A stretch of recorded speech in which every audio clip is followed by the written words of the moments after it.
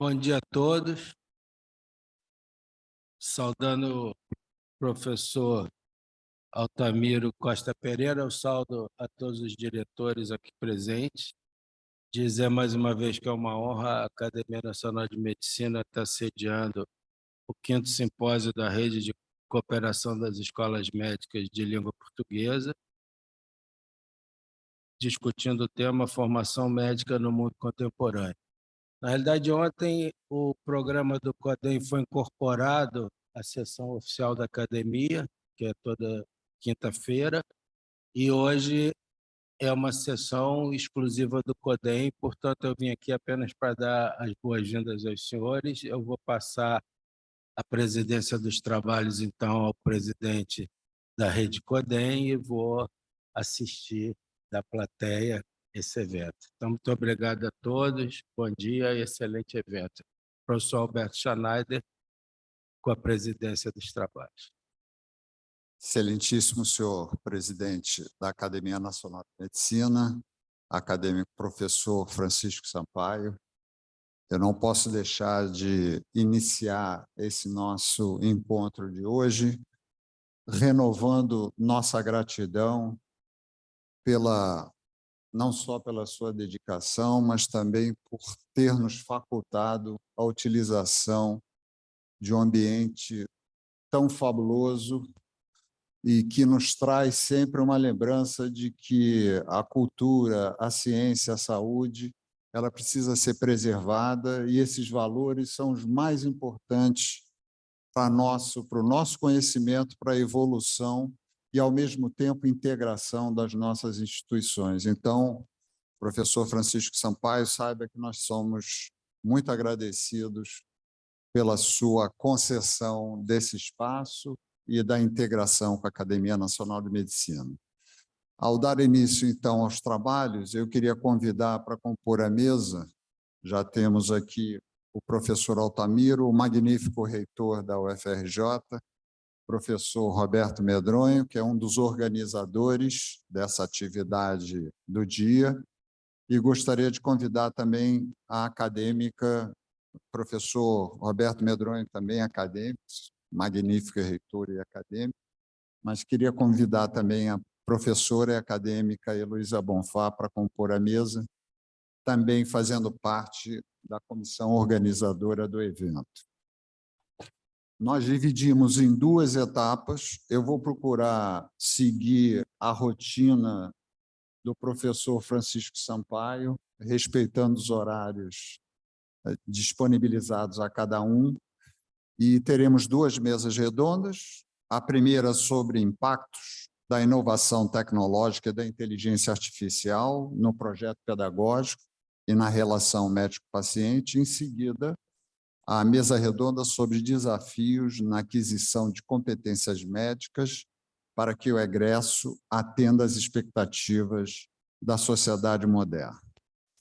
Obviamente, cada mesa terá sua condução e moderação. Na primeira mesa, agora já constituída aqui, o professor Altamiro da Costa Pereira irá presidi-la e eu chamo o professor Mário Fritz para compor aqui também a mesa, porque será um moderador. Não, deixa essa cadeira. Hein? Não, fica do lado. Pode ficar. Tanto faz, tanto faz. Eu não sei se a professora Lúcia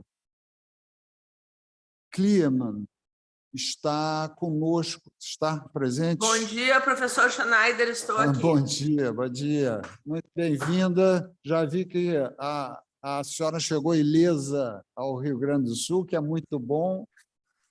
Está muito frio aqui, muito frio. Imagina, no Rio também está muito frio para o carioca.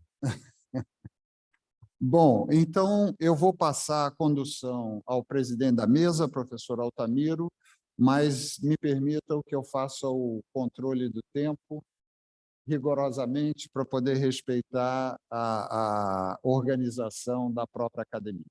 Então, professor Altamiro, por gentileza. Muito bom dia a todos.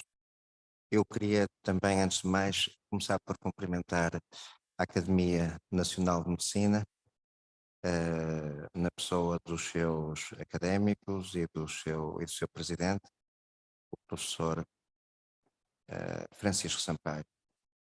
Queria também agradecer aqui ao professor Alberto Schneider a forma excepcional como nos recebeu a todos aqui no Rio e que hoje, daqui a pouco, em boa verdade, irá provavelmente acabar o seu mandato e nesta ocasião e no início desta jornada de hoje eu queria testemunhar a forma sempre extraordinária como os trabalhos da rede foram conduzidos por ele nestes 2 anos. Muito obrigado, professor Schneider. Esta mesa é uma mesa tecnológica, embora as tecnologias sejam feitas pelas pessoas e para as pessoas. Portanto, acaba por a tecnologia ser sempre suavizada ou agravada pelas pessoas.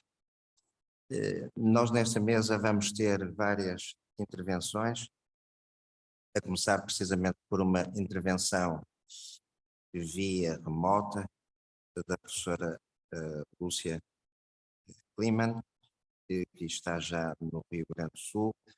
É uma pessoa com muita energia e certamente vai nos falar de uma forma, não haverá melhor forma, acho eu, do que iniciar pela professora Lúcia e acabar já agora pela professora Zilma.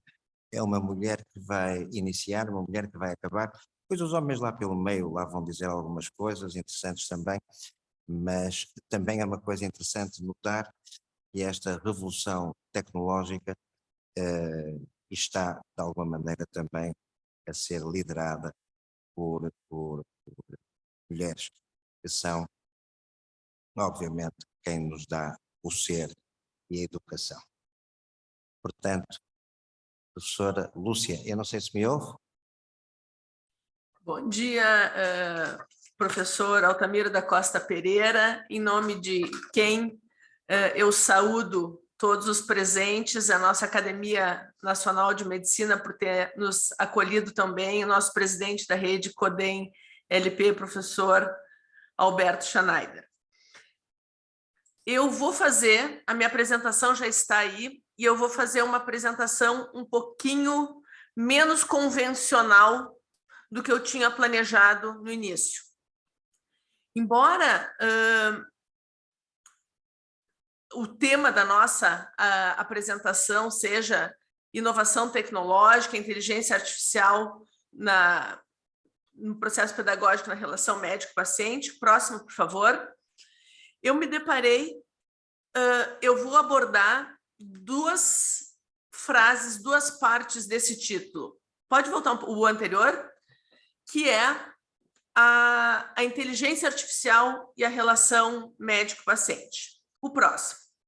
E toda a minha mudança de planejamento do que eu ia falar se deveu depois de uma conversa que eu tive com uma sobrinha minha, quando eu dizia que eu achava que ela era muito dependente, porque ela não sabia se locomover, que ela não sabia ir a lugar nenhum de ônibus, por exemplo. E ela me fez a seguinte pergunta: para que eu preciso saber andar de ônibus se eu posso andar de Uber? O próximo, por favor. E eu me dei conta, ou dentro das leituras, nós nos demos conta que nós, dos 40 aos 70 anos, vivemos a chamada geração sanduíche. Nós aprendemos de um modo analógico, com o rigor e o formalismo da ciência tradicional, e tivemos que nos adaptar às questões geracionais dos nossos pais e professores.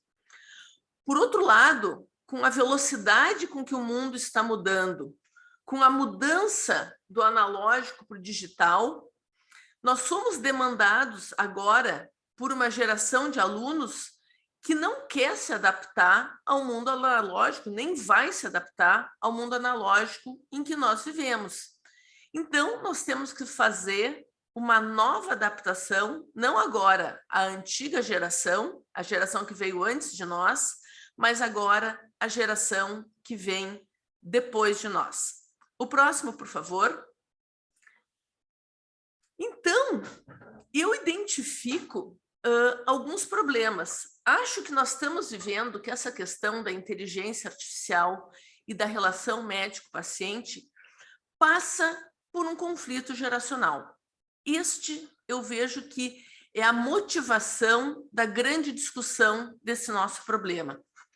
Enquanto nós acreditarmos que a forma como nós fazemos e o que nós sabemos for o mais importante, nós vamos continuar com esse problema.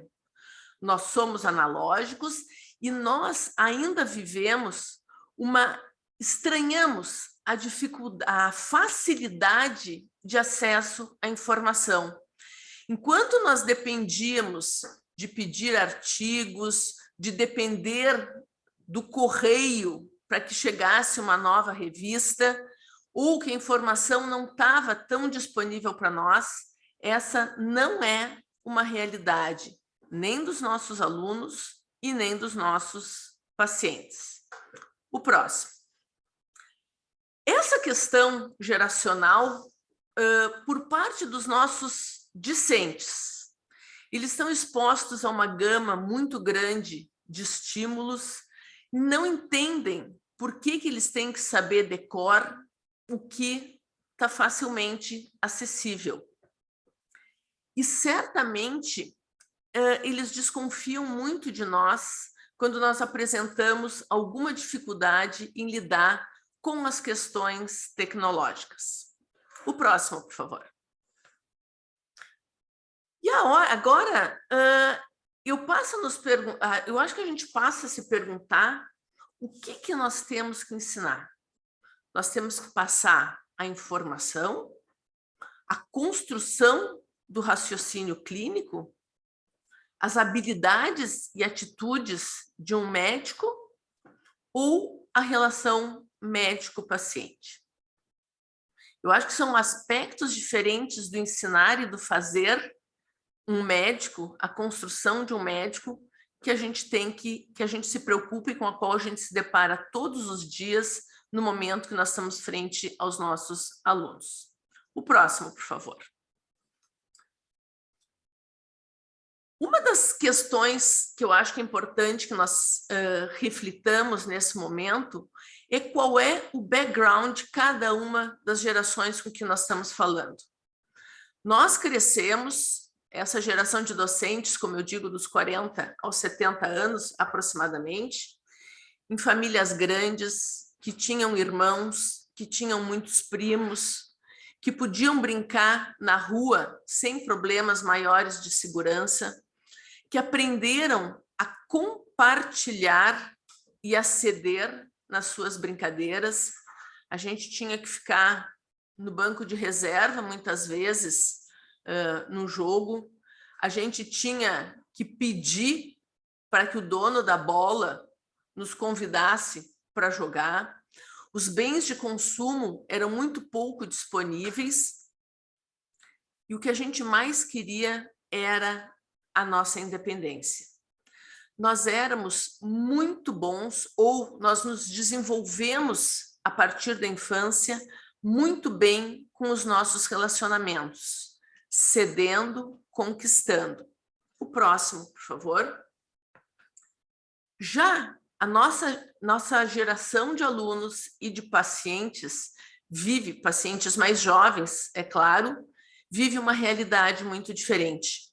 A maioria são filhos únicos, vivem trancados nos seus quartos, participam de realidades virtuais através de videogames e jogos online, e muitas vezes têm dificuldade em separar o que é a realidade real da realidade virtual.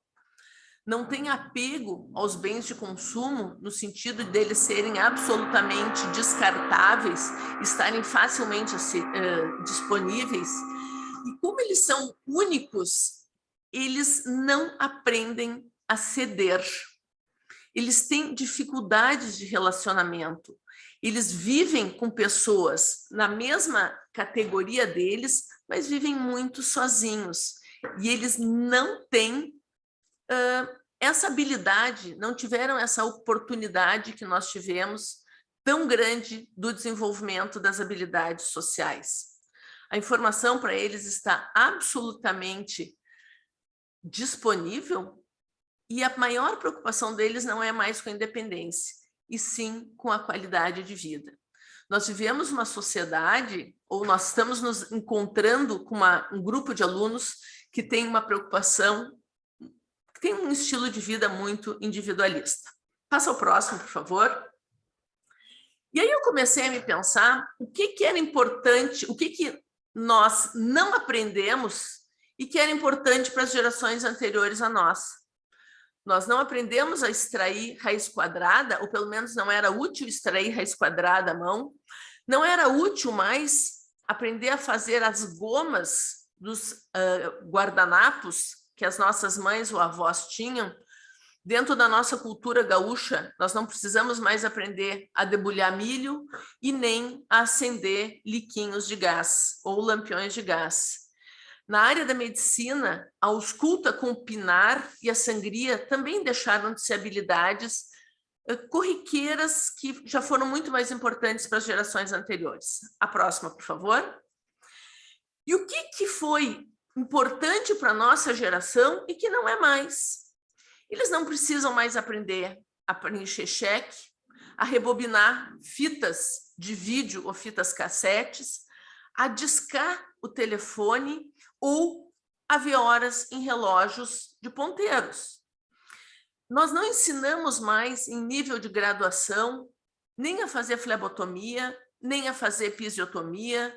As pesquisas nos índices médicos estão completamente anacrônicas e o BIP não é mais usado no atendimento das emergências. O próximo, por favor. E agora, o que mudou? Mudou que o que nós precisamos ensinar é o raciocínio clínico e os relacionamentos interpessoais. E a que nós precisamos nos adaptar? Nós precisamos nos adaptar e adaptar o nosso ensino a uma condição em que a informação está sempre disponível. A próxima, por favor. E mesmo assim, o problema continua. Eu acho que, a partir da pergunta, da resposta que a minha sobrinha me deu, eu fico me perguntando o que as novas gerações de alunos e pacientes consideram uma boa relação médico-paciente. Será que vão ser os mesmos padrões que nós consideramos? Será que essa geração que não se acostumou a conversar olho com olho ou até o toque, vai ser isso que eles vão precisar, vão querer no momento de sofrimento? É possível, mas nós não temos essa resposta. Como é que nós vamos construir, num ambiente acadêmico, espaços de reflexão e construção do conhecimento em que a informação pura e simples não é mais o problema, em que ela está disponível? Nós temos ferramenta, por outro lado, para avaliar atitudes e habilidades, nós temos condições de avaliar a apropriação da informação. Isso nós sabemos fazer, mas nós temos esses outros problemas maiores. O próximo, por favor. Entrando nas minhas considerações finais, através da inteligência artificial, dos métodos tecnológicos, isso é uma realidade, isso não vai mudar. A relação médico-paciente sempre foi e continuará sendo extremamente importante na manutenção e na recuperação da saúde, independente da forma que ela venha a ter. o tecnicismo voltou, continua interferindo na relação médico-paciente. Nós hoje somos demandados pelos pacientes, depois de consultarem o Google ou qualquer outra fonte de informação, e nós vamos ter que adaptar essa nossa nova relação médico-paciente às necessidades e às características dos nossos novos pacientes. Essas mudanças todas são uma realidade da qual nós não podemos escapar. E nós não sabemos o que está por vir. O próximo, e por nós não sabermos, nós temos muito medo do desconhecido. Mas eu acho que nós temos que enfrentá-lo, nós temos que continuar criando esses espaços, e se algum dos senhores esperava que eu tivesse alguma resposta, eu digo que essa é uma das características de quem começa a estudar um assunto. Surgem muito mais perguntas do que respostas. O próximo, por favor. Encerrando a minha participação, eu convido a todos para juntos celebrarmos, para juntos estarmos no dia 25 de julho de 2023, dentro de 11 dias, quando a Faculdade de Medicina da URGS celebra os seus 125 anos de existência. A terceira faculdade de medicina, que foi criada exatamente 90 anos depois das faculdades da Bahia e do Rio de Janeiro, a primeira do Estado republicano, e nós gostaríamos muito de tê-los presentes conosco. Muito obrigada.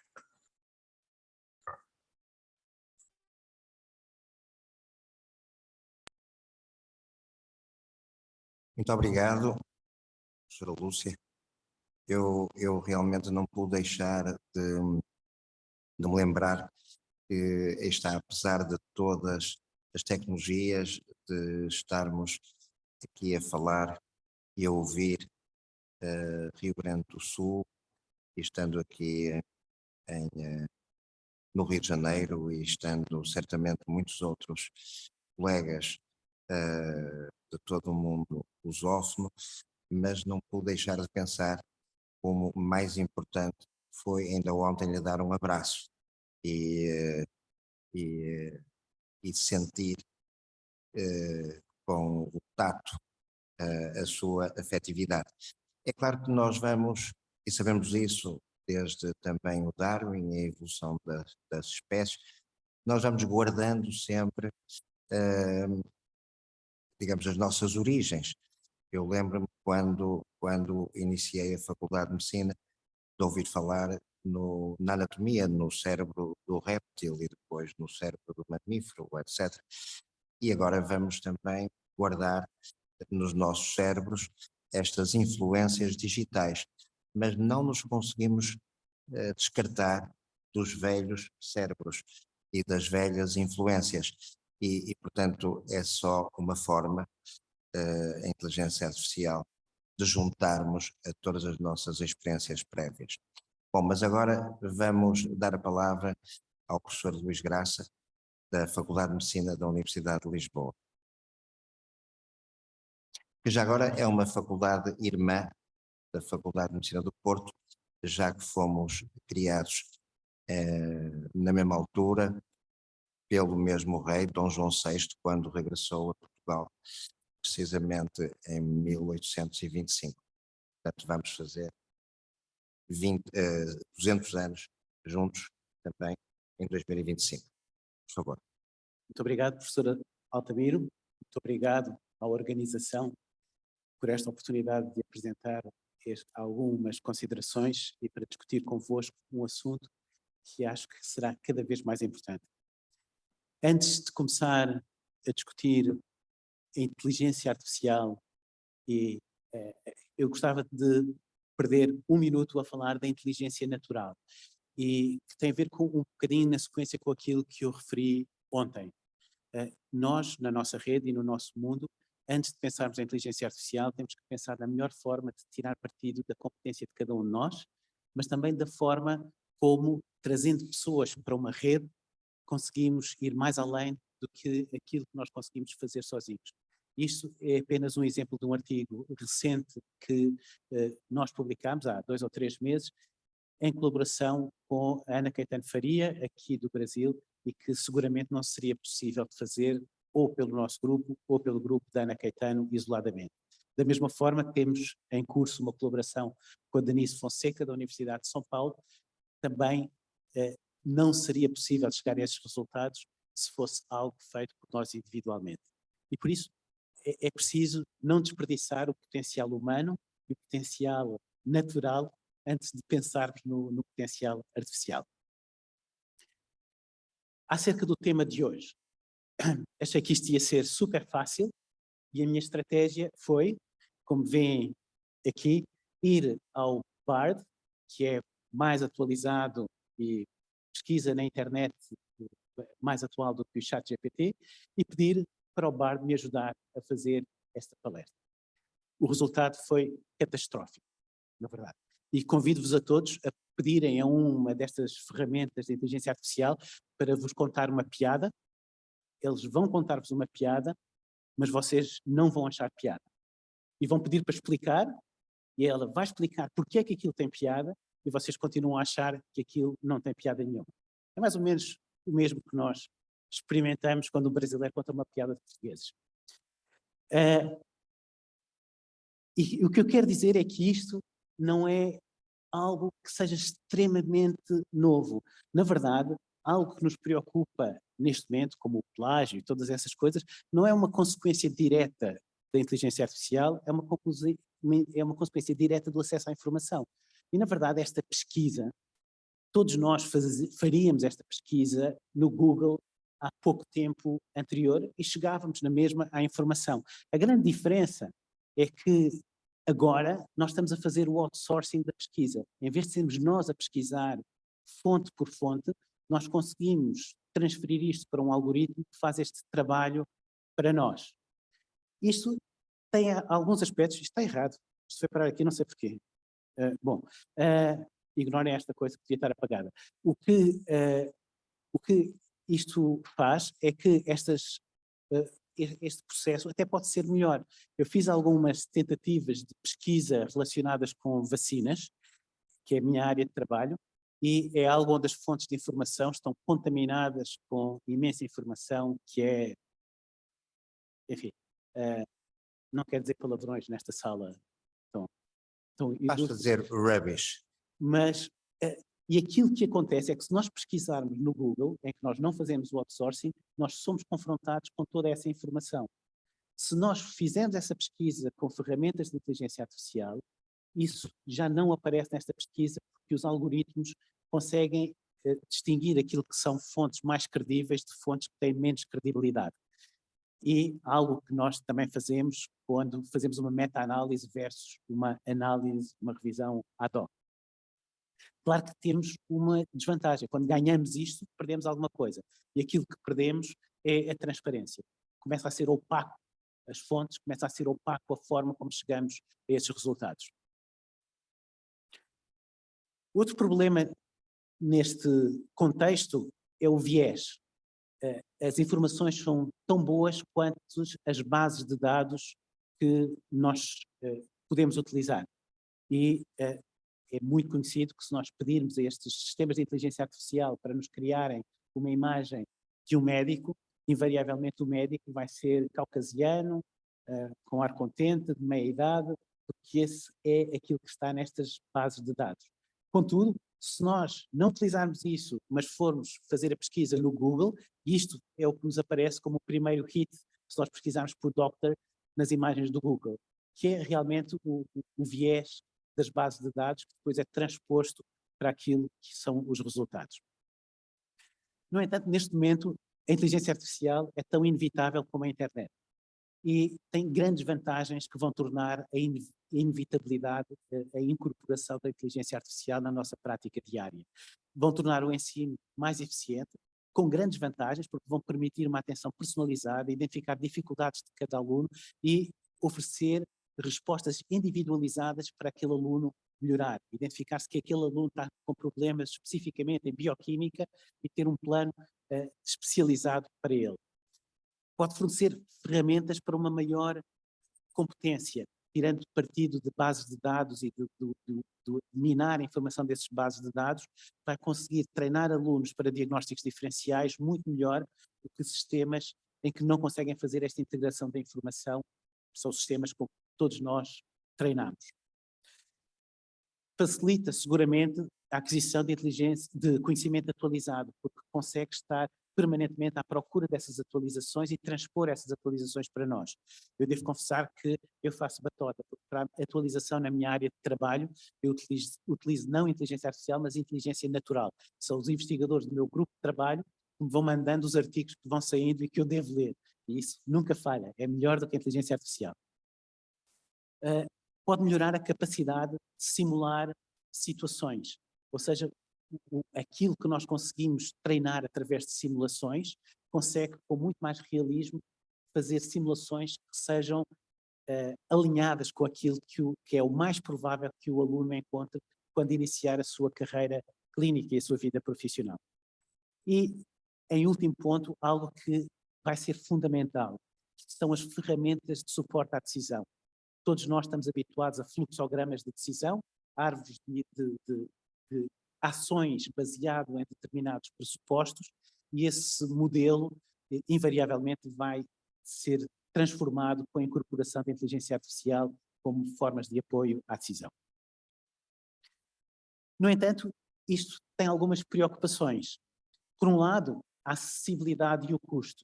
Se a inteligência artificial vai ser tão transformadora, seguramente vai ter um custo também associado a essa transformação, e não sei se esse custo permitirá que a inteligência artificial e que estas ferramentas estejam igualmente disponíveis de uma forma generalizada em todo o globo. E, na verdade, as ferramentas digitais no orçamento da nossa Faculdade de Medicina têm um peso crescente. Cada vez aquilo que classicamente se gastava com a biblioteca, mais e mais é transposto para ferramentas digitais. Já falámos do viés. No caso específico do CODEM, isto é particularmente importante, uma vez que os dados em língua portuguesa são menos disponíveis que os dados em língua inglesa, e também o contexto demográfico, em que essa informação e esses dados podem não representar de forma correta a realidade demográfica de muitos dos países que fazem parte desta rede. Também falei já um pouco da interpretabilidade e da transparência, e que muitas destas decisões são opacas e a razão para um determinado resultado pode não ser claro. E será provavelmente necessário criar formas melhores para nós obrigarmos a transparência do processo de decisão, para podermos ter confiança em outputs que podem ter um impacto muito importante na vida do nosso doente. Finalmente, estes métodos não são ainda infalíveis. Continuam a ser desenvolvidos estes algoritmos e, por isso, o momento certo para a implementação de muitas destas ferramentas pode não ser absolutamente claro, uma vez que existe um risco sobre a precisão e a responsabilidade se não temos esta precisão completa destas ferramentas. Um último assunto que está a ser muito contestado, por exemplo, na indústria do cinema, na indústria literária, é a privacidade e os dados pessoais. São utilizados dados criados por várias pessoas para treinar estas bases de dados e, para além disso, para isto funcionar bem, é necessário a incorporação de uma grande quantidade de dados pessoais que poderão ser dados muito sensíveis, poderão ter um impacto significativo a nível de seguros de saúde, a nível do emprego das pessoas, e a gestão da privacidade destes dados e da necessidade da inteligência artificial necessitar de muitos dados para ser mais precisa, poderá ser um obstáculo que necessita de alguma atenção. E como ponto final, seguramente isto terá impacto no trabalho médico e no mercado dos profissionais de saúde, com algumas especialidades médicas a ser mais afetadas do que outras. No entanto, pesando todos estes prós e contras, parece-me que é absolutamente inevitável que a inteligência artificial venha a ser incorporada na medicina. Parece-me que é crítico e urgente que a inteligência artificial seja implementada no ensino médico. A nossa Faculdade de Medicina percebeu isto e há cerca de 5 anos atrás criou um departamento de inteligência artificial em colaboração com o Instituto Superior Técnico e, contudo, nós não temos consciência que a preparação dos alunos vai ter que ter algumas diferenças em relação à forma como nós o fazemos. E eu não sei se as nossas escolas médicas estão preparadas neste momento para fazer esta transição, e acho que isto é algo que é muito crítico para nós discutirmos neste contexto e no contexto mais global da educação médica. Muito obrigado pela vossa atenção.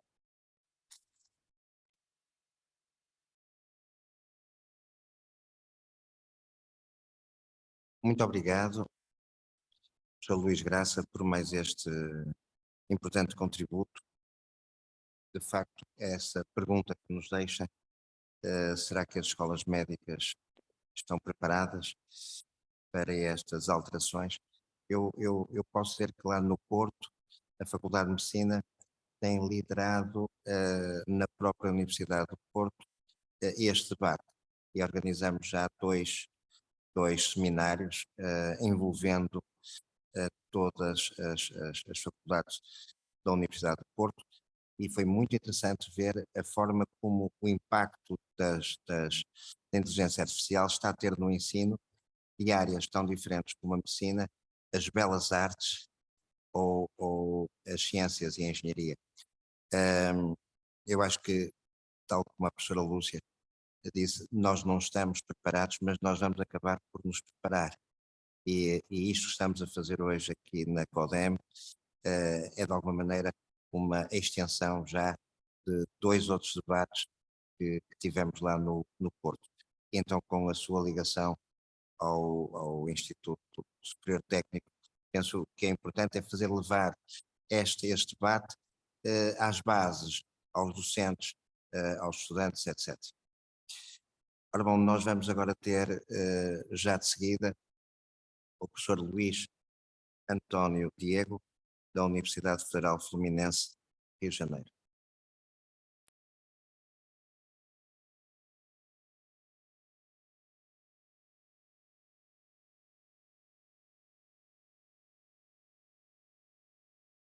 Bom dia, pessoal.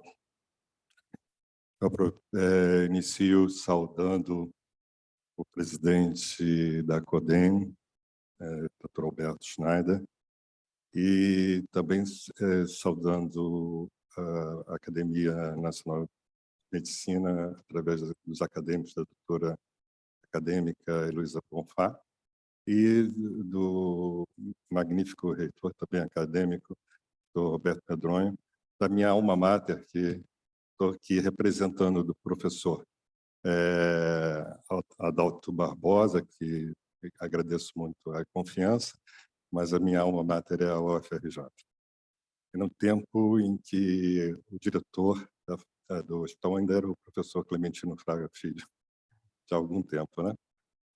Eu inicio, para ficar dentro do tempo, fazendo só uma continuidade e um contraponto do que ontem foi falado nas palestras do acadêmico José Camargo, do professor Jarbas Barbosa e também do professor José Luiz Gomes do Amaral, cada um dizendo, focando na humanização muito forte, o outro na relação social, na desigualdade social, e o outro no mercado de trabalho que nós temos. Então, são 3 pontos que se ligam com esse e se conectam com esse tema. Okay?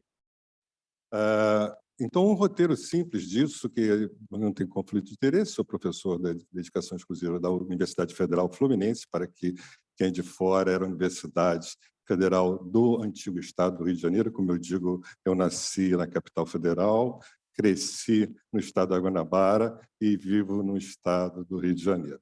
E um contexto, falarei rapidamente sobre o contexto atual da inovação, o que é o ciclo Gartner-Hype, que a gente já falou ontem, já foi falado ontem, as características da inteligência artificial, impacto do ensino médico, impacto na relação médico-paciente e os cenários possíveis. Os pessoas já entenderam que essa missão é quase impossível para se falar em 15 minutos, mas o doutor Alberto Schneider já foi bastante contundente. Então, vou correr um pouco, mostrando aqui que o número de patentes, o enorme número de patentes que foram registradas nos últimos anos, e isso fala, como também se falou ontem, sobre Faculdade de Medicina, sobre bilhões e o que está existindo no mundo. Tá? O índice global é um índice importante de inovação e, para ser rápido, basta os senhores terem uma olhada nesse mapa como nós estamos. Não fosse só isso, nós também podemos observar como estamos na América Latina e em relação ao mundo. E na América Latina, como estamos em relação aos nossos vizinhos, e também não tão vizinhos, como o Chile, que mais da mesma região. Em todas as pesquisas nesse anuário importante, vemos que a pesquisa, a educação é o que tem sido mais publicado e de maior importância. Outras, também nas regiões do mundo, podemos ver que também na Ásia é um crescimento muito desproporcional, e isso daí é só constatar quem lê os trabalhos publicados no PubMed. Bom, então, voltando para a curva do Gartner, então, que é importante, já foi também mencionado ontem.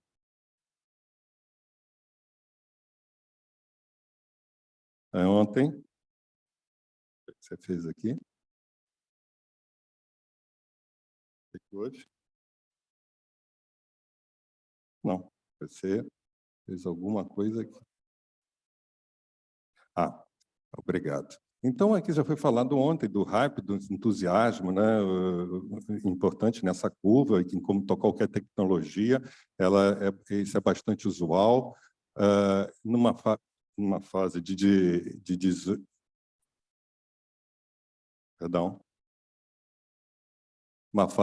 mais de desilusão e de última de transformação e consolidação da tecnologia. É importante que não dá para especificar, mas em quem trata de inovação e de startups e dessa prática que está em todo o mercado, não só na saúde, nós temos um ciclo com bastante propriedade definidas e momentos importantes. A inteligência artificial, eu diria que, apesar de ter começado no ano que eu nasci, 1956, segundo a história, né, esse termo, mas assim, ainda estamos atualmente no início de uma hype, por um motivo simples: o avanço tecnológico do hardware, de atividade computacional, aumentou absurdamente e vem, apesar de ter, desde então, crescido de uma forma incremental. Mas eu falo de forma realmente disruptiva, de uma disrupção muito grande.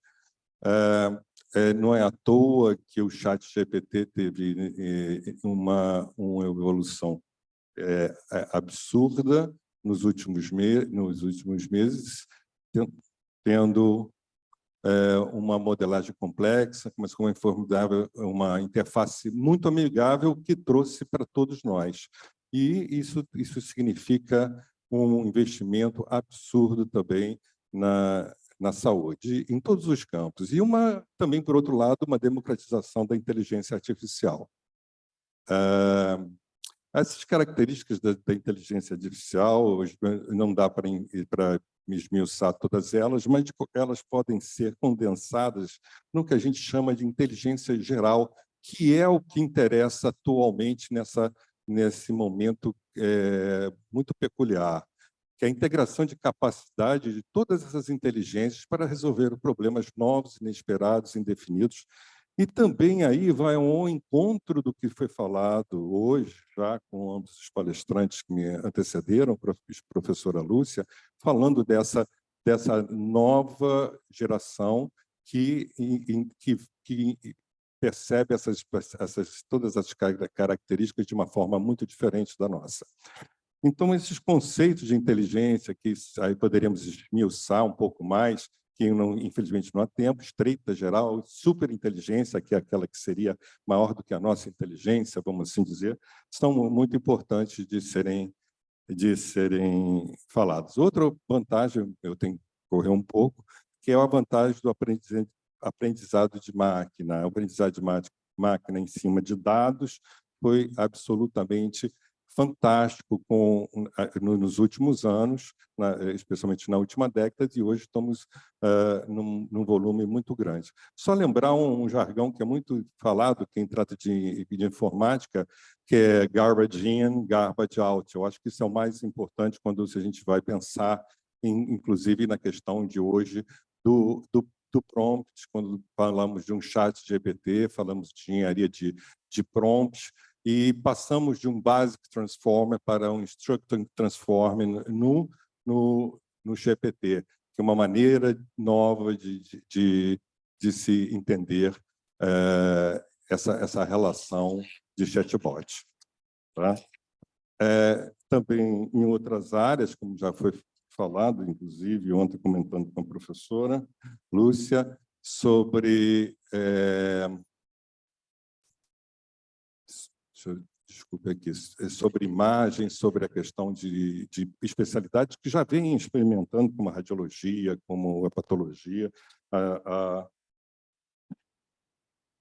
a inteligência artificial na sua prática diária.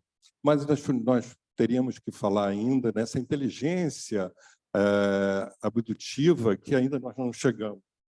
Não chegamos e temos uma esperança que isso venha rapidamente nos ajudar e possamos ter sabedoria para controlá-la, para ter uma relação muito forte com essa tecnologia, superinteligência, mas que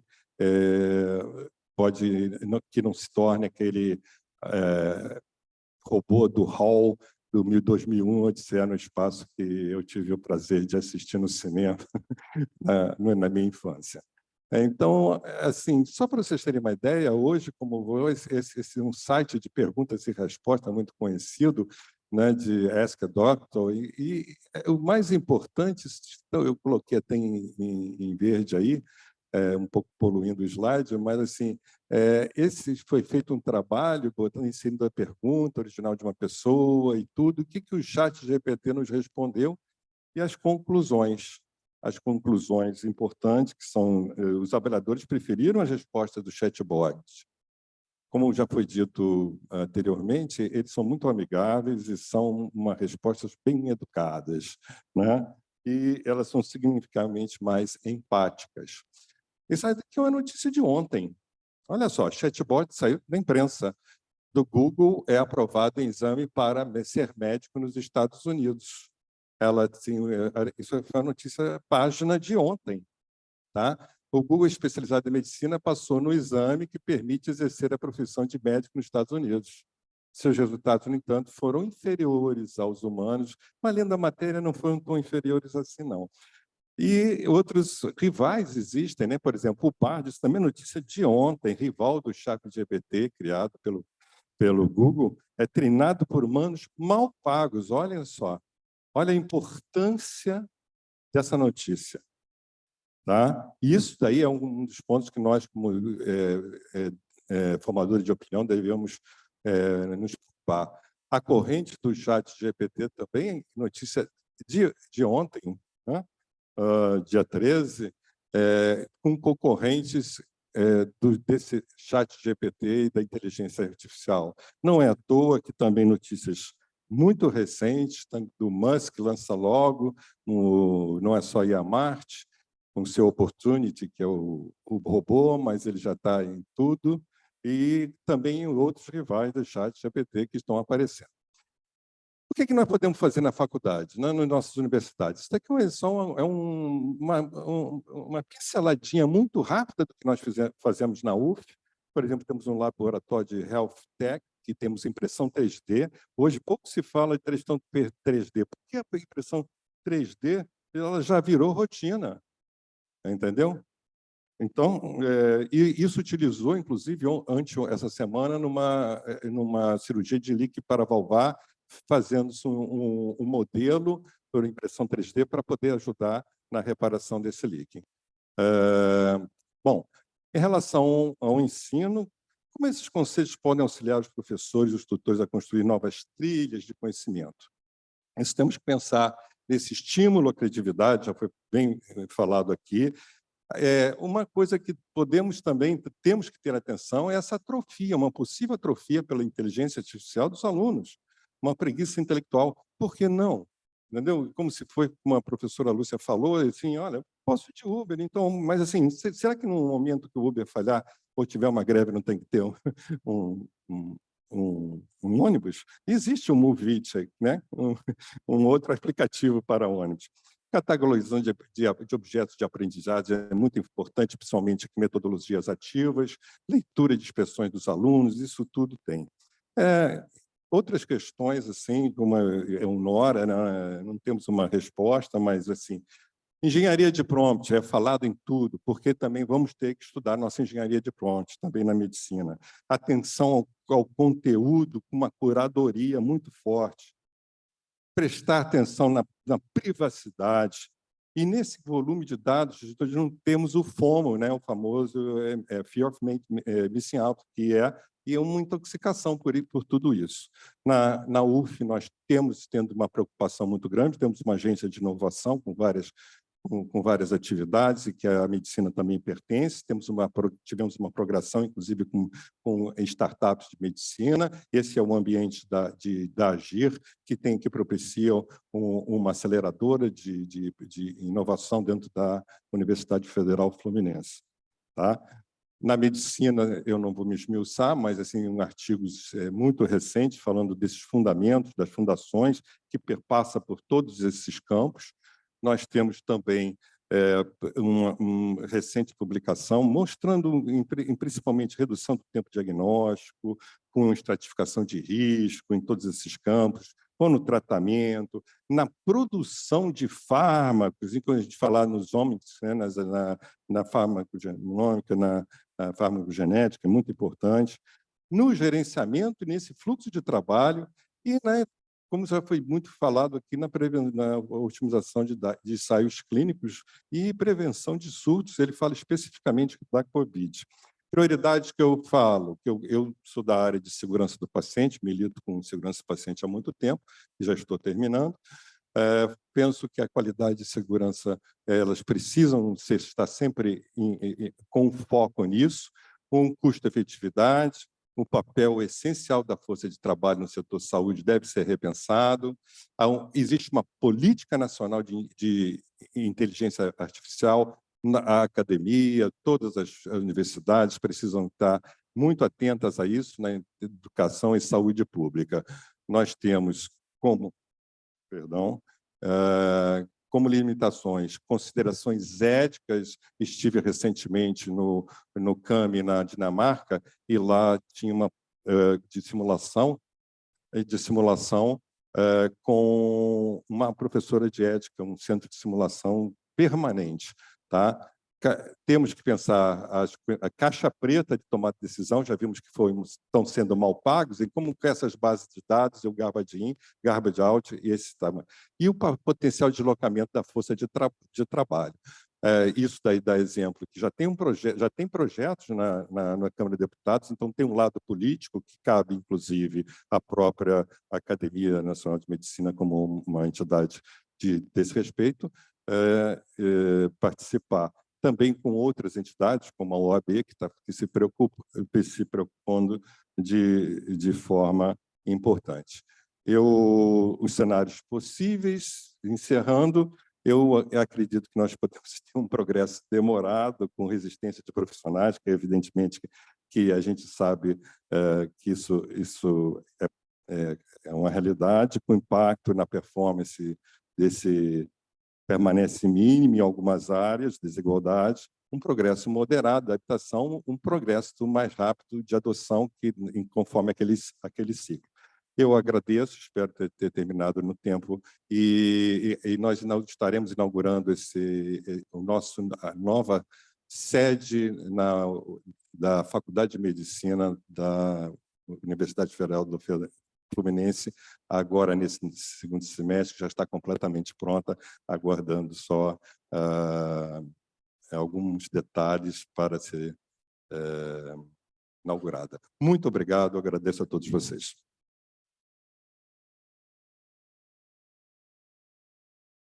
Muito obrigado, professor Luís Diogo, pela sua exposição, que foi extraordinariamente informativa e que levantou e que levanta nos nossos cérebros imensas questões. Eu passava agora a palavra, então, finalmente, à professora Zilma Reis, da Universidade Federal de Minas Gerais.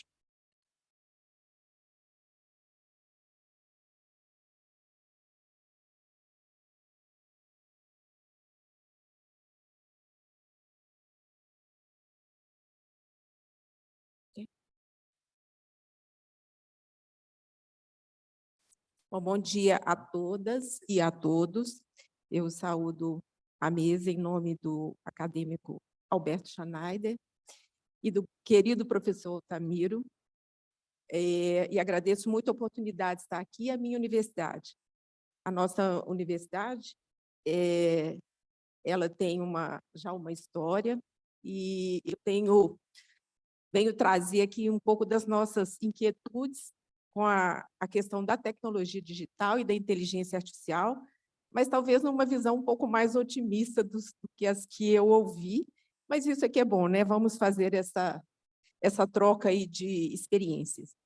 Então, a gente se preocupa em formar médicos que atendam, de fato, às necessidades do mercado da saúde, da sociedade. E esse mercado, ele está imerso na tecnologia digital, totalmente influenciado pela inteligência artificial, e isso aconteceu de uma forma tão rápida que a universidade corre atrás de preparar esses futuros profissionais para esse mercado tão fluido, né, e tão rápido, impactado aí por essa evolução. E essa inquietude, né, tem feito transformações muito interessantes dentro da nossa universidade.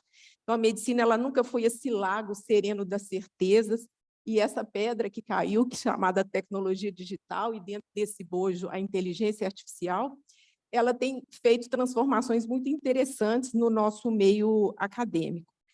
Então, eu vou tentar encurtar essa apresentação para não tomar muito tempo.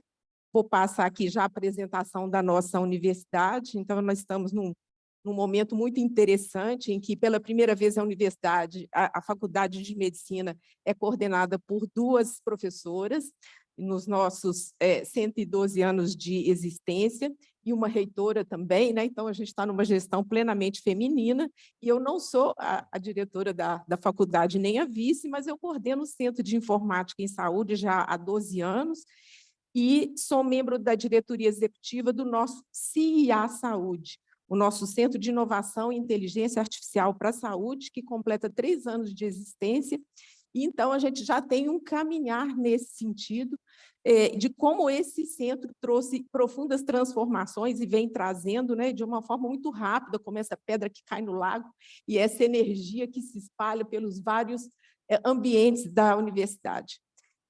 Só para falar que a nossa Faculdade de Medicina, em número de médicos, é a maior do Brasil, né? Nós formamos 320 médicos por ano, e a nossa posição aqui, para quem não é brasileiro, né? Mais ou menos a 800 quilômetros de São Paulo e na região sudeste. Bom, então, o que nós gostaríamos era de alinhar o médico preparado para esse futuro, imerso em tecnologia digital, que atenda esse paciente que também já é diferente, né? Que vive nesse mundo imerso por essa tecnologia, mas de forma que o nosso docente soubesse compartilhar a sua experiência, assim como ele compartilha o cuidado do dia a dia.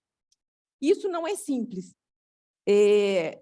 Então, eu trouxe aqui alguns elementos, né, para essa reflexão. Então, o primeiro deles é que a academia corre atrás de formar esse profissional para um mercado que já implementou a tecnologia digital, inclusive na assistência.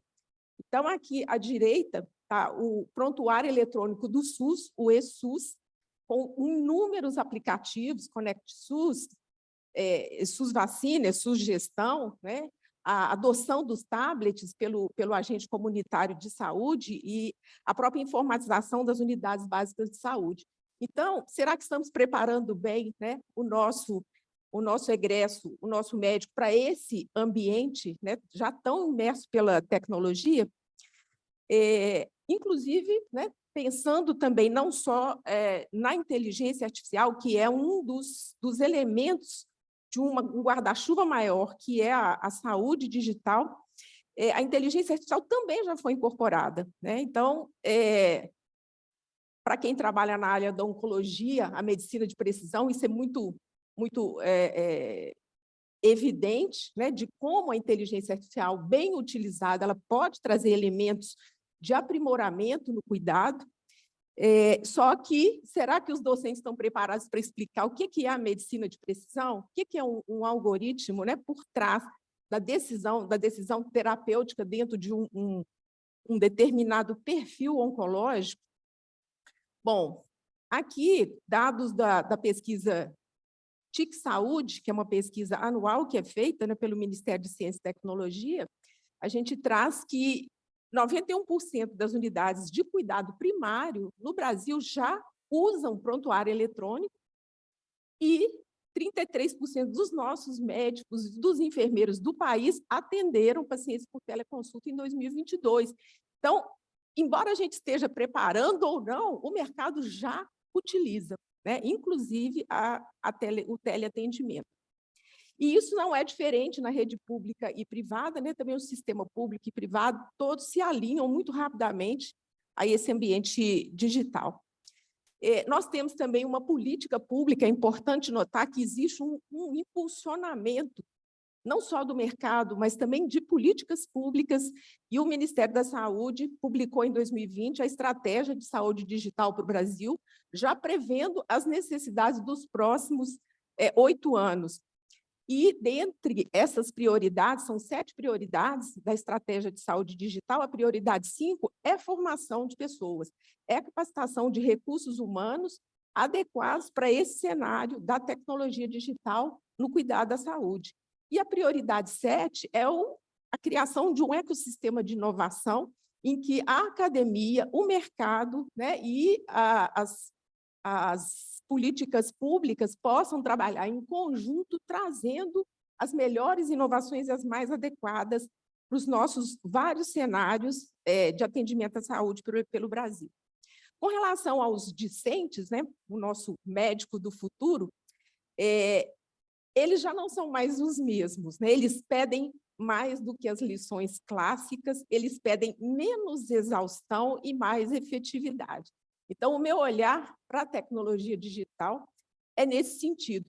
Eles querem o apoio tecnológico, ninguém quer decorar mais, quer consultar boas bases, né? Consultar as notícias e as bases científicas que são de credibilidade, e não querem fazer mais as tarefas repetitivas, coisas em 2 vias, para que eu vou fazer isso, né? Para que eu tenho que escrever no papel? E eles querem essa inteligência aumentada para dar suporte à tomada de decisão. Então, a gente não deve se perguntar o que a IA vai fazer por mim, o que ela vai fazer para mim, né? Como é que ela vai me apoiar na minha vida profissional, que já é tão densa.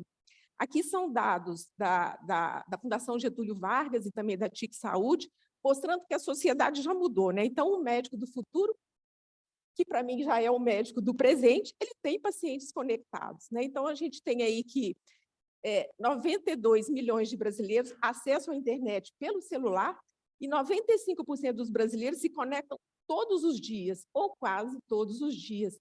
E o Brasil ela já tem mais smartphones do que habitantes, que não quer dizer que todos os habitantes tenham um smartphone, né? Uma pessoa pode ter mais de um. Bom, então, o médico do futuro é agora, né?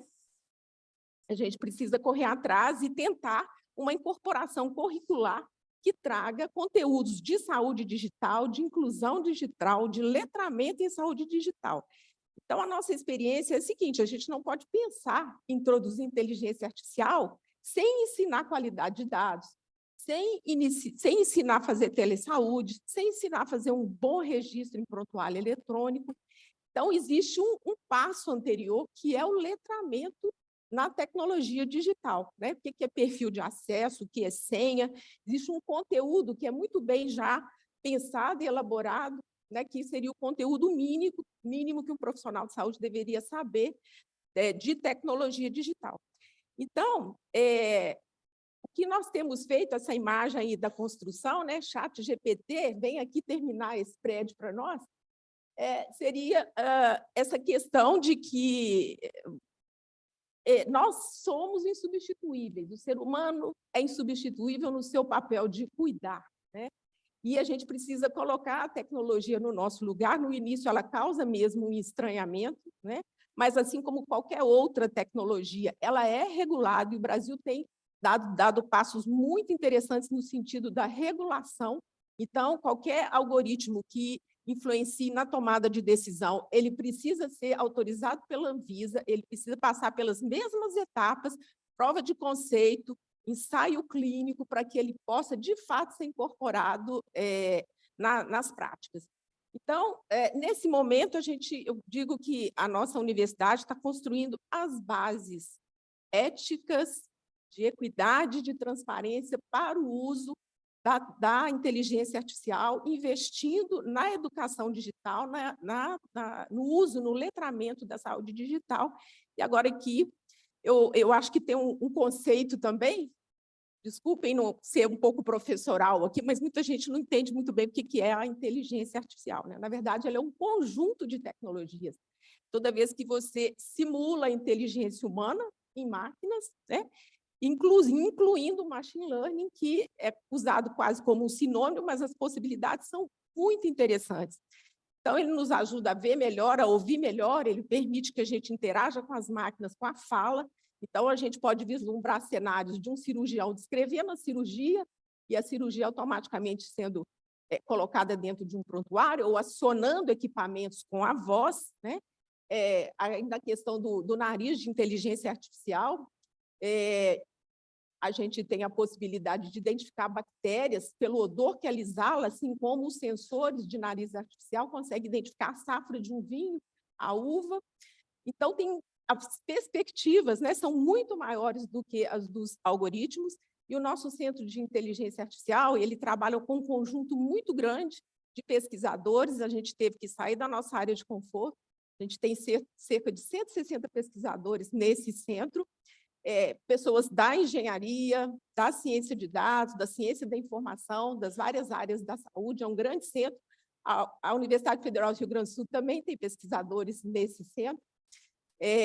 A Universidade Federal do Amazonas, e para que ele tomasse a pujança necessária, ele recebeu um aporte, tem recebido um aporte da FAPESP, da FAPEMIG, e uma parceria com empresas, com a Unimed e com a Intel. Então, nós temos um hub de inovação, de fato, acontecendo dentro da universidade, que tem nos permitido avançar.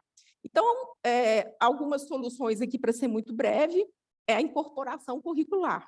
Então, oportunamente, a gente está num momento de reforma curricular, e nós vamos implementar, né, a partir agora do próximo semestre, uma disciplina chamada Iniciação à Atenção Primária à Saúde, de 72 horas, obrigatória, que trará o SUS digital para dentro do currículo. Então, ela versa sobre o eSUS digital, sobre os aplicativos, sobre a Rede Nacional de Dados, sobre toda a política brasileira, né, de saúde pública voltada para a tecnologia digital. Com relação à formação de docentes, a gente não tem alguma coisa específica, e até porque o nosso corpo docente é muito grande, numa faculdade de medicina do nosso tamanho, mas a gente acredita que essa capacitação ela virá com o tempo, com a troca de experiências, com pesquisas que estão acontecendo, com cooperações, né, e com esse olhar aberto para a interdisciplinaridade.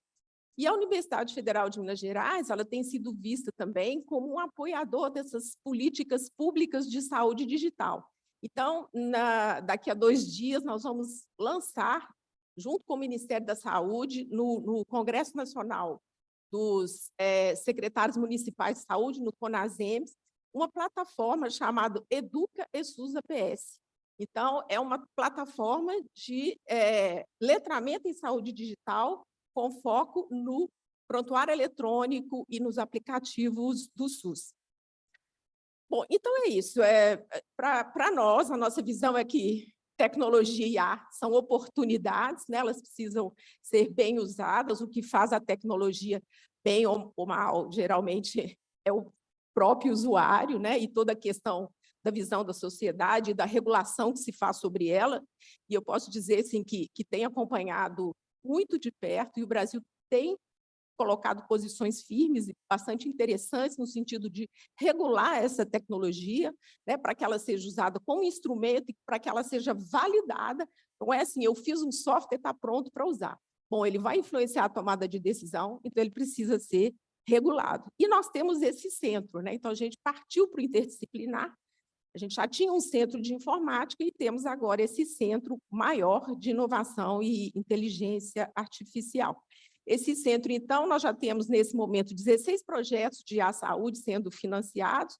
Nós já tivemos 3 premiações Grand Challengers Bill e Melinda Gates, Grand Challengers Canadá, com inteligência artificial, sendo a última nos últimos 15 dias, envolvendo ChatGPT e ensino. E aqui, para finalizar, esse é meu último slide, eu quis colocar e fazer uma homenagem a parceiros, e aqui em especial uma parceria Brasil-Moçambique em torno de um equipamento que foi desenvolvido na Faculdade de Medicina da UFMG, que envolve inteligência artificial no melhor sentido, no sentido da equidade, no sentido de salvar vidas. Esse equipamento, ele toca a pele com a luz, e nós ensinamos para a máquina o que é a luz, o que é a constituição de uma pele prematura ou a termo. E aí esse algoritmo consegue predizer a idade gestacional, se ele é termo ou pré-termo, a possibilidade dele se internar na UTI neonatal em 72 horas, de ter síndrome do desconforto respiratório e de ter necessidade de suporte ventilatório. Claro, com inúmeras publicações, ensaio clínico multicêntrico e controlado. Muito obrigada.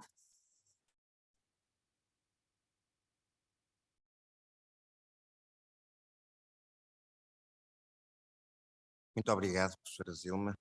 Nós agora vamos entrar numa fase de comentários e debate, e essa fase eu vou passar aqui a moderação para o professor Mário Fritos, da Universidade do Estado do Rio de Janeiro. Obrigado, bom dia a todos. A gente anotou aqui. Pode.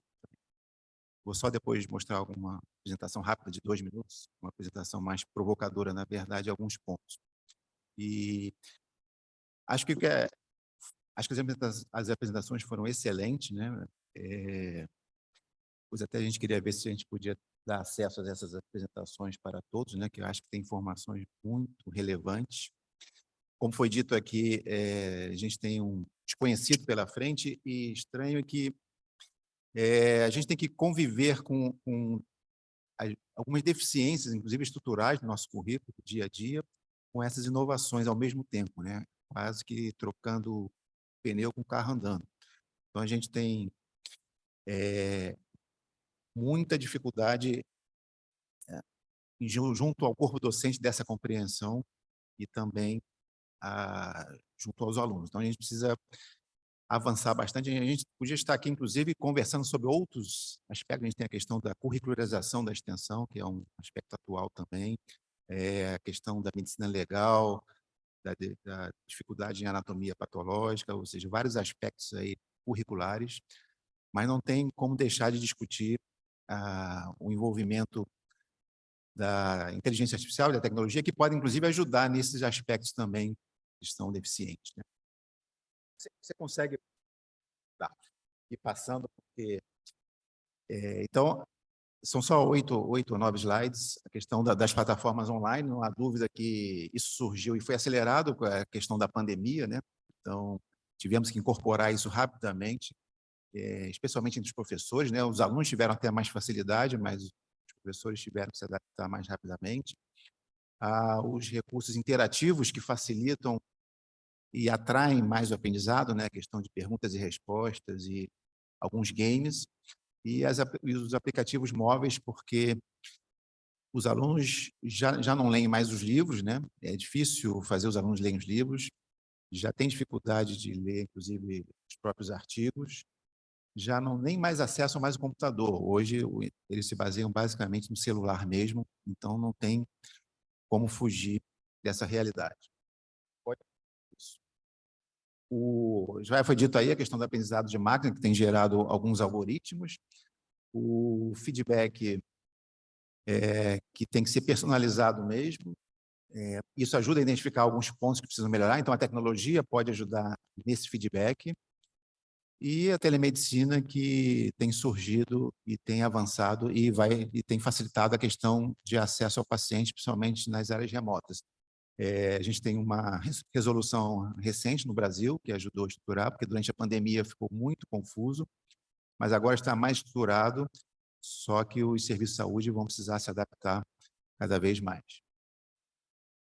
Então, tem vantagem desse processo todo, né? O ensino ele pode ficar mais personalizado, com adaptação do aprendizado, a educação pode se tornar mais acessível e a gente pode ter um suporte mais adequado para cada aluno. Tem alguns desafios, né, que foram citados aqui, inclusive, a falta de equidade nesse acesso, que somente nas nossas universidades alguns alunos têm dificuldade mesmo. A questão da LGPD, a privacidade dos dados, é um ponto que não pode ser esquecido e pode dar margem a alguns tipos de processos aí pela frente. A confiabilidade desses algoritmos aí depende das nossas ações, né, de ficar testando esses algoritmos. E a substituição do contato humano, que eu acho que isso aí é insubstituível, e isso tem que ficar claro para todos. Então, eu acho que as tecnologias e a inteligência artificial ajudam muito na questão de interpretação de exames, né? Isso na área de radiologia, na própria área de patologia clínica, a identificação de doenças também, e no atendimento personalizado, que fica de forma mais eficiente. Próximo. E, por fim, os desafios, então. Foi citada aqui a questão ética e a questão da necessidade de inclusão que seja mais equitativa, né? Isso vai ser um processo longo para que isso aconteça. A privacidade dos dados já foi citada, a confiabilidade e, mais uma vez, apesar desses avanços da tecnologia, não podemos deixar de lado a importância do contato humano e a melhor forma de fazer isso. Próximo. As melhorias, então, na relação médico-paciente, os registros eletrônicos, a telemedicina e o diagnóstico médico podem se beneficiar todo esse processo. Próximo.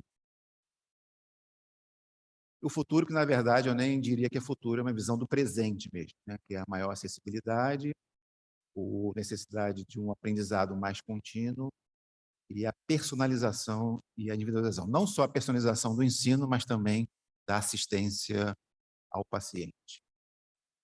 Por fim, o papel do professor e do médico, né? Não temos que evitar as resistências, né? Eu sei que muitos têm resistências, mas não tem como evitar isso, então a gente tem que se aliar, tem que ir aos poucos conhecendo, se capacitando com as tecnologias, se adaptando a essas mudanças que já existem, né? Não são mudanças futuras, elas já acontecem. E mais uma vez, como você vê, repetidamente a gente tem citado aqui o contato humano. Próximo. Então, só para concluir, essa inteligência artificial tem um papel importante de trazer melhoria, e toda inovação, muitas vezes, ela pode ser utilizada para o mal, né? A gente sabe isso, já temos experiências prévias na nossa história, e isso também não tem como evitar, isso vai acabar acontecendo, e nós temos que ver a melhor forma de tentar controlar. Os desafios, então, estão colocados aí, não são só esses, tem muito mais do que esses, é apenas para trazer uma ideia. Por que eu disse que isso aí foi uma apresentação provocadora? Porque isso aí eu levei mais ou menos 2 minutos. Eu só coloquei o nome da mesa redonda, impactos da inovação tecnológica e da inteligência artificial no processo pedagógico e na relação médico-paciente, num aplicativo de inteligência artificial, e ele me gerou isso aqui tudo em menos de 2 minutos, 1 minuto e pouco, foi fazendo assim na minha frente, uma coisa meio assustadora até. Inclusive, com essas imagens, ele até me pergunta se as imagens, se eu queria ter imagens gratuitas somente, ou poderiam ser imagens com direitos autorais. Eu falei, não, deve pelo menos isso, ver só imagens gratuitas. Mas tudo isso aqui que eu apresentei nesse slide, esse conteúdo, foram gerados em menos de 2 minutos. Acho que demorou mais exportar para o PowerPoint do que gerar esse formato, esse conteúdo. Então, isso me deixou um pouco assustado. Óbvio que está muito incompleto e teria muito mais coisa com isso, mas você vê como é que os alunos vão ter facilidade em gerar umas apresentações e mesmo textos completos, e a gente tem que ver a melhor forma de avaliar isso, dessa facilidade, né? Como é que a gente vai conseguir consolidar essa questão do conhecimento, que foi dito aqui no início pela professora Lúcia, né? A gente não precisa mais ensinar, passar informação, porque isso vai estar mais acessível, né? A gente tem que discutir mais essas questões éticas, essa questão de desenvolver raciocínio. O problema é que, muitas vezes, a gente passa isso para os alunos, a gente disponibiliza toda a informação, mas, muitas vezes, eles ainda querem receber dos professores essa passagem da informação, né? Eles ainda não têm essa capacidade de buscar a informação antes e tornar o contato com o professor mais produtivo no raciocínio. Então, a gente também precisa mudar culturalmente os nossos alunos e os nossos professores a esse novo processo, né? Então, eu gostaria de abrir aqui o debate com algumas... Professor Mário, desculpe só a intromissão, eu queria convidar o professor Rossano Claro, Varelli, que também é organizador dessa mesa, para compor conosco. Professor Rossano. Aí, depois eu vou pedir à professora Heloísa e professor Medronho para comentar, mas eu queria começar com a professora Cristina Alvim, que é vice-diretora da Faculdade de Medicina da Universidade Federal, está aqui presente, né, em Minas Gerais, para algum comentário aí rápido sobre o que você ouviu aqui hoje nessas apresentações.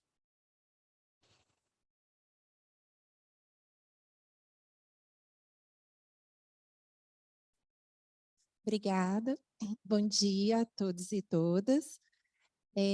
Eu estou me sentindo muito honrada de estar aqui no CODEM, de participar, de escutar tantos colegas tão competentes e poder fazer essa reflexão conjunta, porque eu acho que a riqueza desse encontro é justamente o que foi colocado. Nós não temos respostas, as respostas não são simples e não devemos nos apressar e fazer perguntas, boas perguntas, acho que é o legado desse encontro.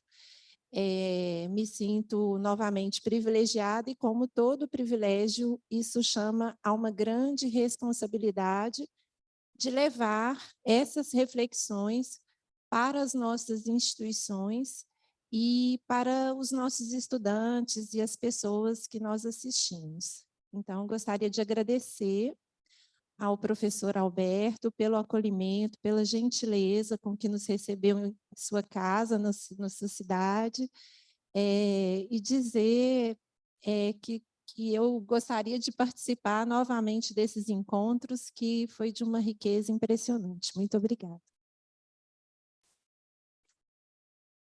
Obrigado, professora Cristina. A professora Heloísa, diretora da Faculdade de Medicina da Universidade de São Paulo.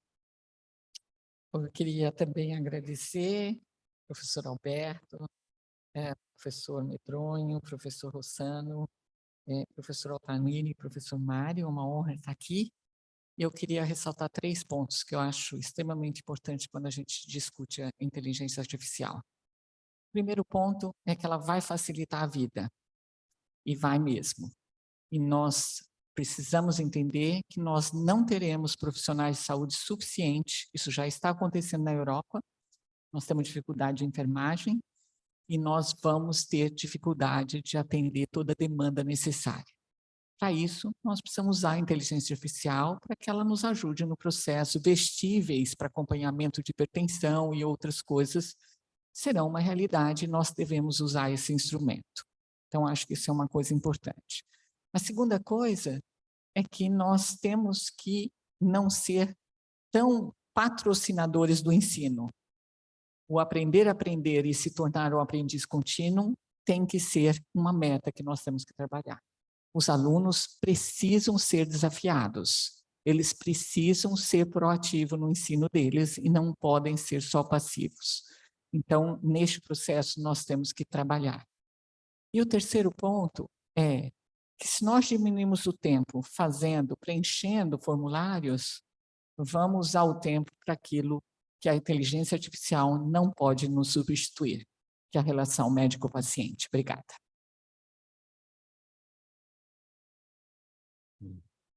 Professor Medronho, por favor.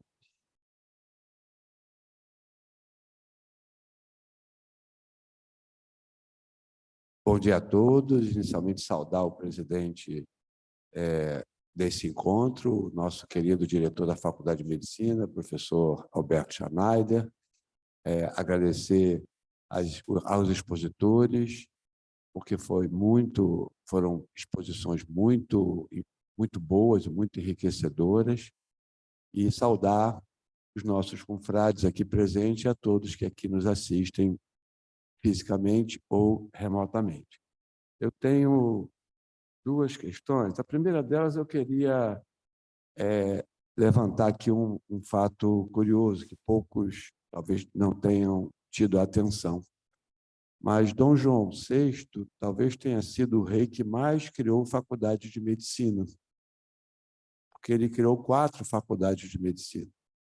A Escola de Medicina da Bahia, a Faculdade de Medicina da UFRJ atual e a do Porto e a de Lisboa. Então, nós somos filhos do mesmo rei. Então, somos efetivamente irmãs, nem co-irmãs seríamos.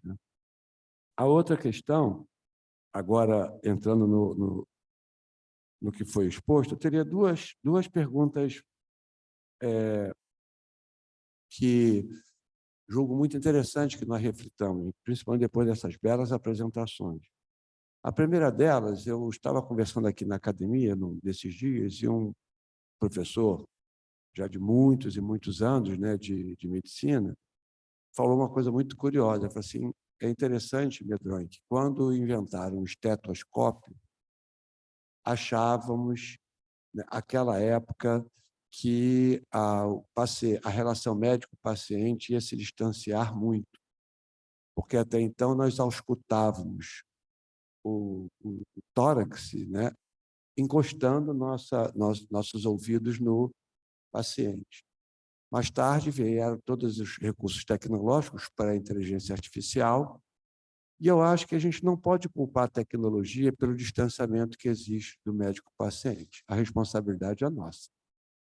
Eu, ao contrário, acho que a tecnologia pode ajudar a que nós foquemos nas relações humanas que o médico tem com o seu paciente, já que ele vai, obviamente, dentro de todas as questões e precauções que foram tomadas aqui, ele vai até eventualmente ter um tempo maior para se debruçar no que realmente é o diferencial que nunca vai nos separar.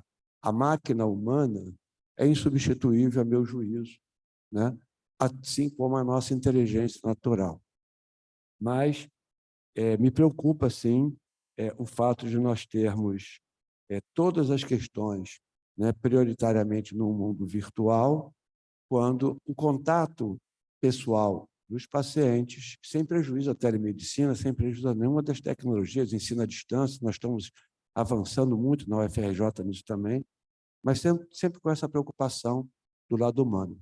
Para finalizar, essa primeira pergunta é como evitar o que Bernard Law, Prêmio Nobel da Paz, que foi o criador da unidade coronariana, evitar que ele tenha tanto arrependimento do que ele mesmo criou. Ele grande inovador na assistência ao paciente infartado, e ele fala: o que eu mais lamento na minha vida é ter que minhas descobertas serviram cada vez mais para afastar o médico do paciente. Então, essa é uma primeira pergunta. A segunda pergunta vem dos especialistas, né, em inteligência artificial, que colocaram, né, há um mês atrás, que a inteligência artificial, tanto quanto as pandemias ou a guerra nuclear, poderia levar à extinção da humanidade. Vocês concordam com essa assertiva? Obrigado.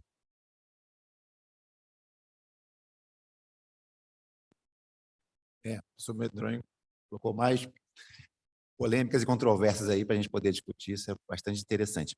Antes de tentar discutir sobre isso, eu vou pedir para o professor Rossano também para fazer os comentários e a gente abre para... Muito obrigado. Infelizmente, cheguei um pouco atrasado por questões de paciente no hospital, mas, infelizmente, realmente queria tanto assistir essas palestras, mas eu digo que esse tema é um tema que realmente me interessa muito, porque, no que diz respeito à inovação tecnológica, eu tanto milito na universidade pública quanto na privada. Uma das coisas que realmente me deixa muito incomodado é a diferença de disponibilização de ferramentas tecnológicas entre essas duas instâncias universitárias. Quanto à inteligência artificial, desde tempos memoriais, do ponto de vista cirúrgico, a cirurgia ela teve várias fases.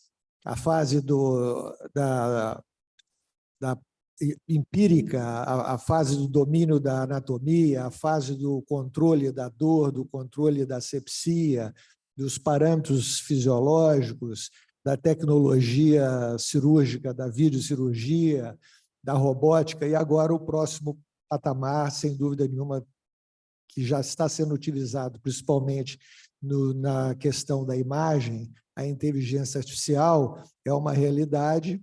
Entretanto, como em outras áreas, como no direito, vários prêmios têm sido ofertados a trabalhos que já denotam essa questão da responsabilidade do uso da inteligência artificial no que diz respeito a insucessos, é a incorporação ética e segura da inteligência artificial no manuseio da medicina. Eu acho que esse é um ponto crucial que vai ter que ser muito discutido, principalmente no âmbito clínico e cirúrgico, o uso da inteligência artificial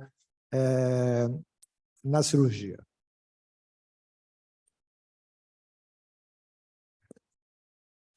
Professor Mário, eu vou bancar um pouco o algoz aqui, seguindo o nosso presidente. Nós teremos só 5 minutinhos para as respostas das indagações que foram feitas, porque nós temos um intervalo em seguida com um coffee break, um pequeno lanche para todos os presentes. Não, perfeito.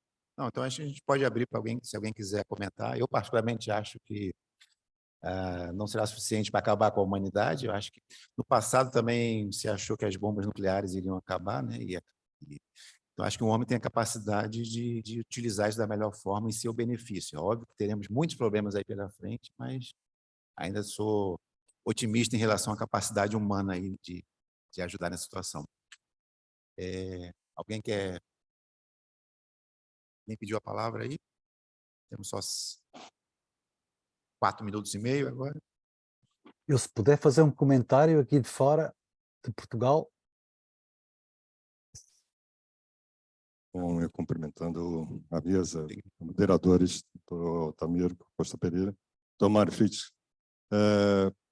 assim, respondendo para o professor Medronho, em relação a esse afastamento da relação médico-paciente, tem uma coisa muito tranquila, porque, por exemplo, é como você saber comunicar e como você utilizar isso para comunicação.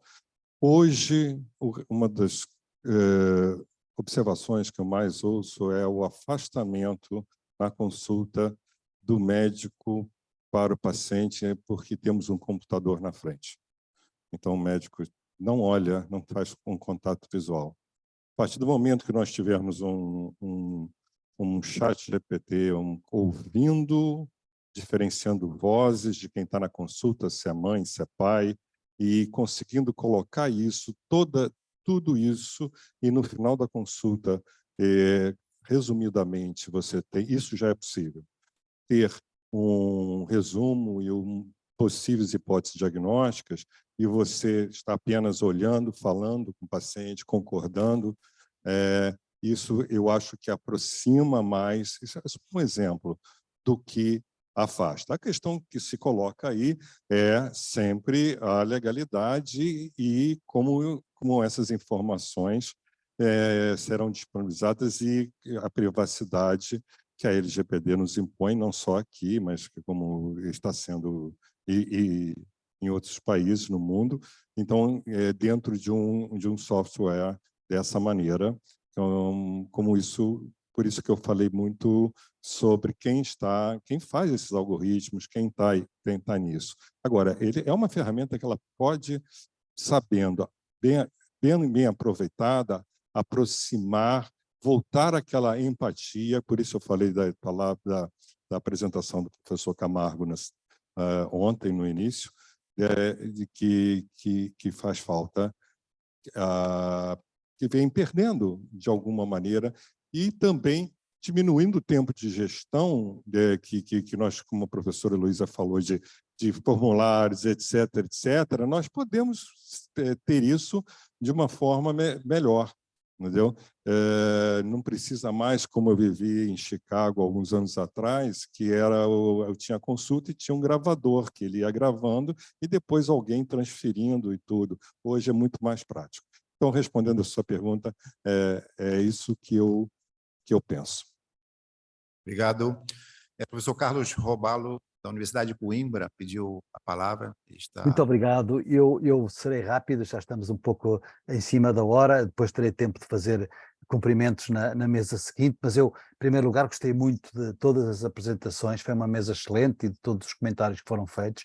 Eu acompanho muito os últimos comentários da professora Heloísa e do professor Roberto, porque eu também não tenho muito receio, com sinceridade, nem estou tão preocupado assim com a inteligência artificial. Eu sou de uma geração em que o ensino era sobretudo um ensino de memorização.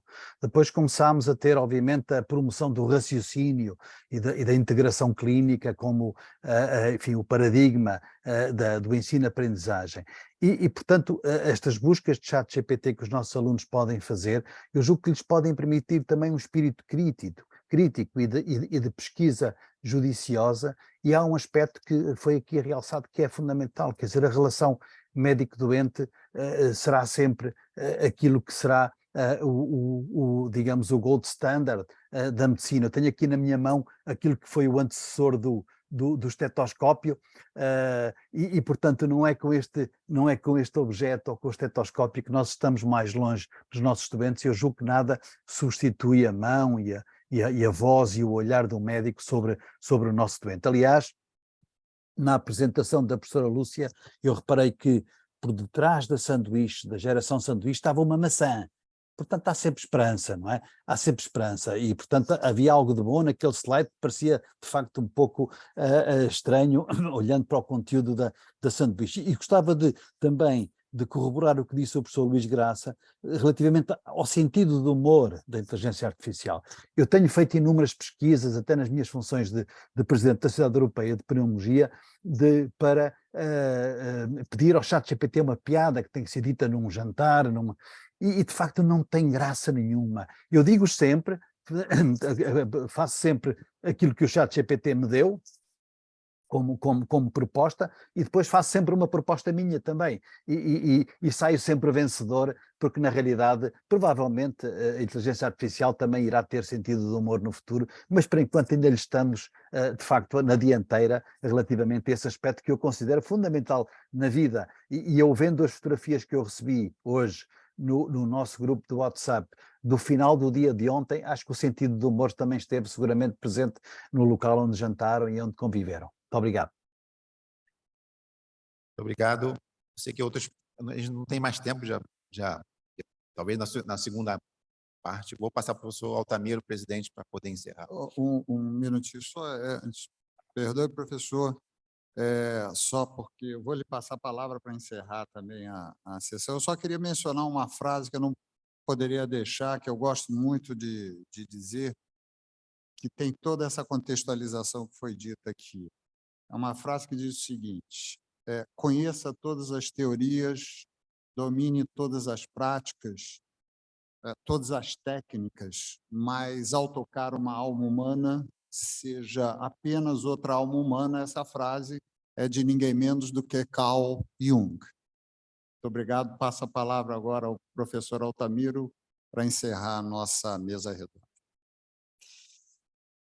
Bom, então compete-me encerrar. Eu, de facto, após esta sessão, volto a lembrar-me daquilo que escrevi há cerca de 30 anos, quando iniciei funções docentes como assistente estagiário. E no meu relatório pedagógico, nessa altura, eu já levantava exatamente a questão que aquilo que era mais importante era nós aprendermos todos e ensinarmos a aprender a aprender. E realmente, há bocadinho a professora Luísa voltou enfim, a enunciar essa ideia, o que bem mostra que nós estamos sempre no início das coisas e parafraseando, e o que é verdadeiramente importante é nós também conseguirmos manter o nosso espírito crítico, as nossas avaliações críticas sobre aquilo que vamos aprendendo, porque obviamente aquilo que continua sempre e sempre continuará no mundo a importar, e temos ali o Hipócrates e, enfim, e também teríamos o Sócrates, o filósofo. O importante é sabermos interrogar, é sabermos investigar, é realmente, porque isso é que é o fundamental para inovarmos. E já agora, só mesmo para terminar, eu estando aqui em frente, eu só ontem, eu não sei grego, mas ontem explicaram-me o que ali está escrito, e parafraseando exatamente o Hipócrates, eu diria que a vida humana é realmente breve, mas a vida da natureza, essa é longa, e em muitos milhões de anos já muitas espécies foram criadas, muitas espécies foram destruídas, e estamos aqui todos no Rio de Janeiro, e estamos aqui todos, e muitos outros se seguirão. Isso não há qualquer dúvida, com a ajuda, eventualmente, da inteligência artificial, mas aquilo que de facto sempre contará é o tal cérebro, é a maneira como nós vamos interagindo connosco e com o mundo. E a natureza faz essa interação também através de nós.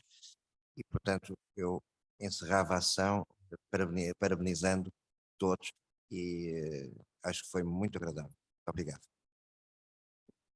Convido a todos a dirigir ao salão para o nosso intervalo. Depois agora.